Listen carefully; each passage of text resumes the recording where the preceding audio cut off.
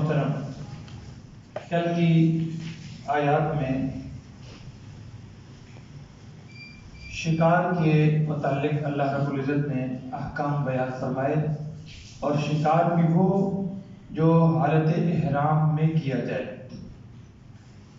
شکار کی دو قسمیں ہیں، ایک خشکی کا شکار ہے اور ایک پانی کا شکار ہے، سمندر میں، دریا میں۔ خشکی کا شکار محرم کے لیے، احرام باندھے ہوئے آدمی کے لیے کرنا حرام ہے۔ خشکی کا شکار، آپ نے احرام باندھا ہوا ہے حج یا عمرے کا، تو اس حالت میں خشکی کا شکار آپ نہیں کر سکتے۔ ہاں، کسی اور آدمی نے شکار کیا ہوا ہے جو محرم نہیں ہے تو وہ آپ کھا سکتے ہیں، خود شکار نہیں کر سکتے۔ دوسری قسم پانی کا شکار تھا، دریا کا، اس کا حکم اس آیت میں بیان ہو رہا ہے۔ فرمایا احل لکم، حلال کر دیا گیا ہے تمہارے لیے، صید البحر، دریا کا شکار، وطعامہ، اور اس کا کھانا۔ شکار بھی حلال ہے اور سمندر کا، دریا کا کھانا جو ہے، دریا کا کھانا، دریا کے کھانے سے مراد ہے کہ دریا نے خود مچھلی کو اٹھا کر باہر پھینک دیا۔ ایک ہے آپ نے شکار کیا ہے، خود مچھلی پکڑی ہے، ایک ہے دریا نے، پانی نے اس کو باہر پھینک دیا خود۔ تو دونوں محرم کے لیے ان کا کھانا کیا ہے؟ حلال ہے۔ دونوں کیا ہیں؟ حلال ہیں۔ متاعا لکم، نفع ہے تمہارے لیے، وللسیارۃ، اور دیگر مسافروں کے لیے، خود بھی کھا سکتے ہو اور باقی مسافروں کو بھی کھلا سکتے ہو۔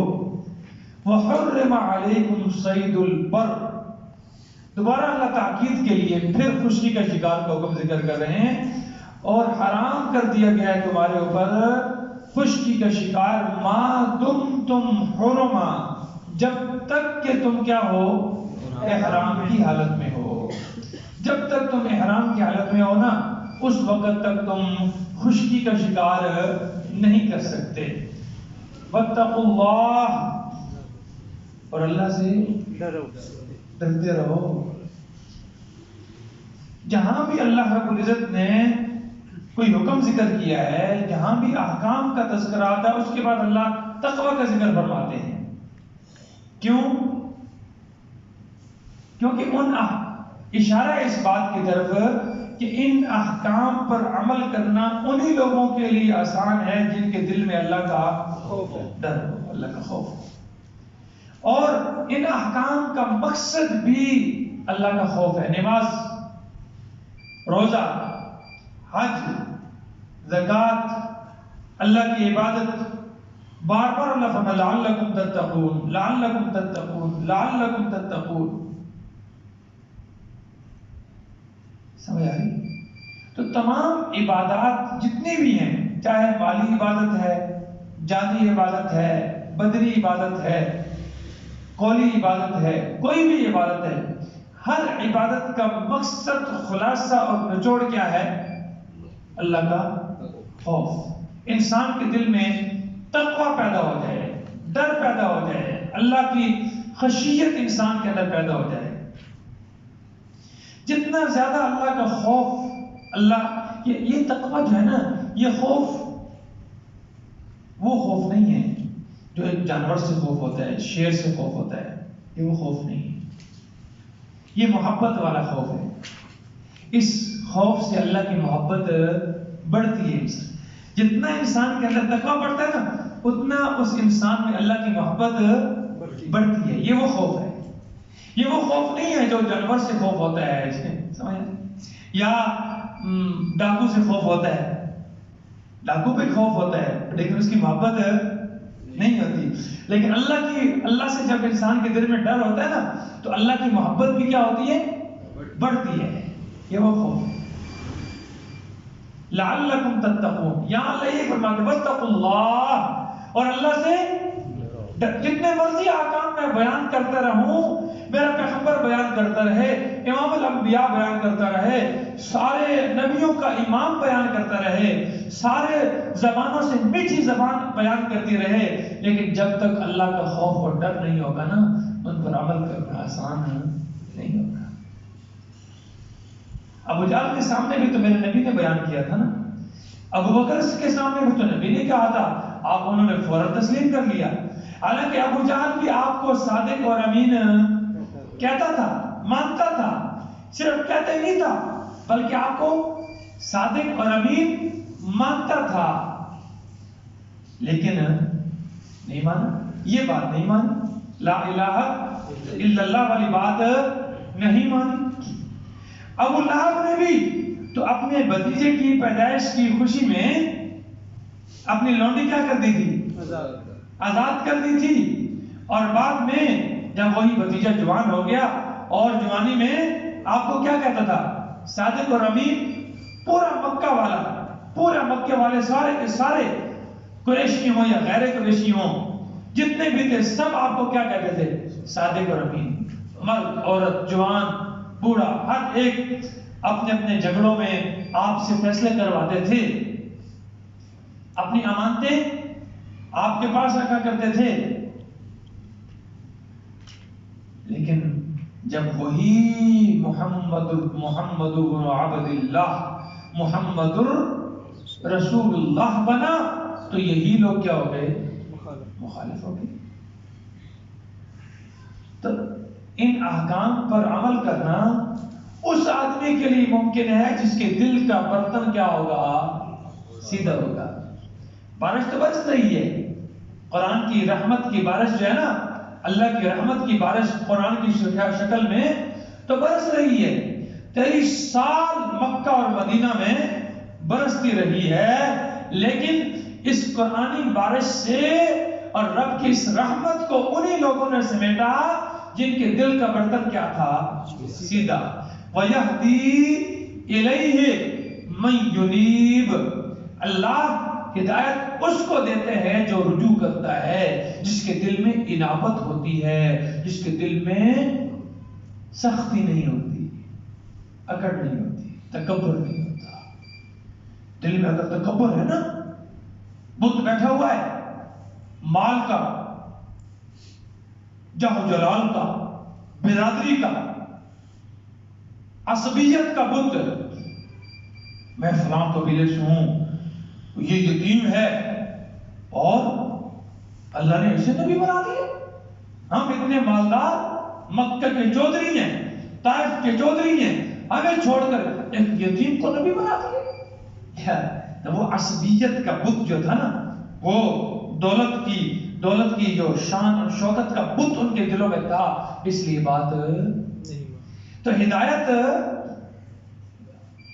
صدیق کے سامنے جب قرآن پڑھا جائے تو وہ مان جائے، عمر کے سامنے پڑھا جائے تو عمر کیسے ہی مان رہے تھے؟ نبی نے دعا کی تھی، دعا ایک کے لیے تو نہیں کی تھی، دو کے لیے کی تھی، دو میں سے کوئی ایک، دو میں سے خاص عمر کا نام اکیلا نہیں لیا، عمر ابن الخطاب یا عمر ابن ہشام یہ کہا، یا کہا ہے، یا یہ ہو جائے یا یہ ہو جائے۔ تو عمر کے دل میں انابت تھی اور اس کے دل میں کیا تھا؟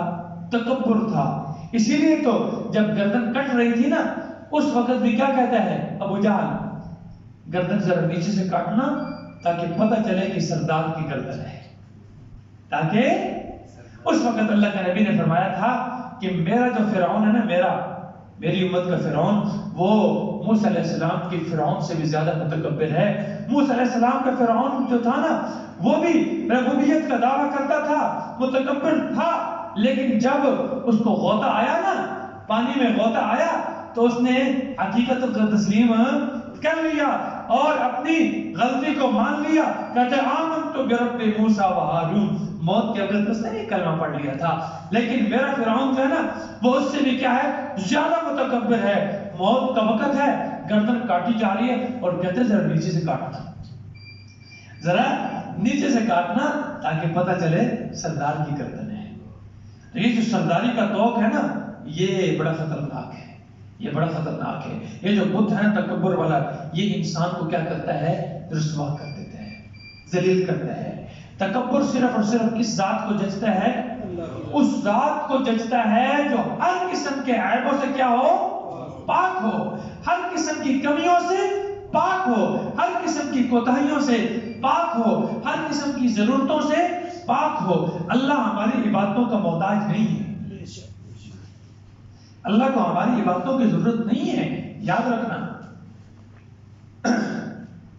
اللہ کسی کا محتاج، اللہ الصمد جو ہے، ہر روز پڑھتے ہیں اللہ الصمد ہے، اور اس کی تشریح خود اللہ نے فرمائی یا ایھا الناس انتم الفقراء، اے لوگو تم سب کیا ہو؟ تم سب کیا ہو؟ فقیر ہو، فقیر کس کے در کے؟ اللہ، اللہ کے در کے فقیر۔ اللہ ہم سب کو اپنے در کا فقیر بنائے، یہ ہے، یہ اصل فخر ہے، اللہ کا در کا محتاج ہونا، مخلوق کے در کا نہیں۔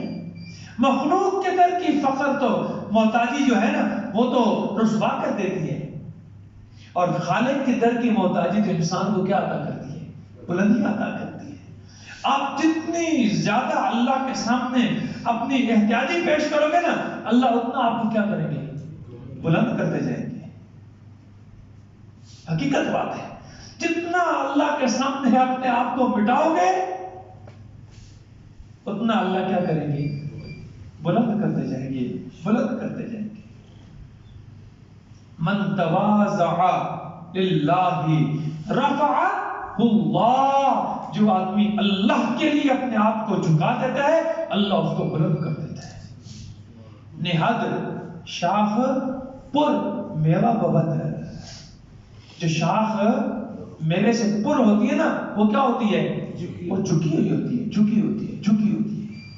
جس کے اندر جتنی زیادہ خشیت الہی ہوگی، اللہ کا خوف ہوگا، اللہ کا ڈر ہوگا، اللہ سے محبت ہوگی، اللہ کے دین سے محبت ہوگی، اللہ کے نبی سے محبت ہوگی، اللہ کے نبی کی سنت سے محبت ہوگی، اتنا وہ آدمی مٹا ہوا ہوگا، جھکا ہوا ہوگا، جھکتے جھکتے زمین کے ساتھ لگ جائے، مخلوق کے سامنے ہاتھ نہیں پھیلائیں گے۔ خالق کے سامنے ہاتھ پھیلانے میں کیا ہے؟ عزت، اور مخلوق کے سامنے ہاتھ پھیلانے میں ذلت ہے۔ اللہ فرماتے ہیں واتقوا اللہ، اللہ سے ڈرتے رہو۔ کون اللہ؟ الذی الیہ تحشرون، وہ اللہ جس کی طرف تم سب جمع کیے جاؤ گے۔ ساتھ ساتھ اللہ ڈراوا بھی دے رہے، جانا کہاں ہے؟ ہاں جی شاہ جی، جانا کتنے؟ آنا تو میرے ہی پاس ہے نا۔ اگر تو تم بھاگ سکتے ہو، فلولا ان کنتم غیر مدینین ترجعونها ان کنتم صادقین، یہ تمہارے بڑے کی روح نکل رہی ہے، تمہارے باپ کی روح نکل رہی ہے، تمہاری ماں کی، تمہارے چہتے کی، پیارے کی، بیٹی کی، ماں، بیوی، بیٹی، جو بھی تمہیں پیارا لگتا ہے اس کی روح میں نکال رہا ہوں۔ وَأَنْتُمْ حِينَئِذٍ تَنْظُرُونَ، اور تم وہاں پر موجود ہو، دیکھ رہے ہو۔ اگر تم رب کی پکڑ میں نہیں آ سکتے تو لوٹا کر دکھاؤ۔ ترجعونها ان کنتم صادقین۔ امیر حمزہ صاحب اللہ کیا فرما رہے ہیں؟ لوٹاؤ اس کو۔ میں نے اس کی نکالنی شروع کیا، کہاں سے؟ پاؤں سے نکالنی شروع کی ہے تاکہ بھاگ نہ سکے۔ ہر جگہ نسل نسل ہے، ادھر سے میں نس جیسا نا۔ اللہ فرماتا ہے تو کٹی پہلے شروع ہو چکی تھی اور نس کے دکھا دو۔ آخر میں کہاں سے نکالی ہے؟ تاکہ اپنی بے بسی آخر تک دیکھ سکے۔ اور اللہ اوپر والوں کو کہہ رہے ہیں تم جو کہتے ہو کہ فلاں یہ کر سکتے ہیں، فلاں مشکل کشا ہے، فلاں حاجت روا ہے، فلاں داتا ہے، گنج بخش ہے، وہ پتر دینا لائے دھیاں دینا لائے، وہ دور دی گل ہے، پتر دینا دھیاں دینا دور دی گل ہے۔ اللہ فرماتا ہے میں کٹ دے پہنو آنکھ واپس کر کے دکھا دے، روح واپس کر کے دکھا دے، بس ختم۔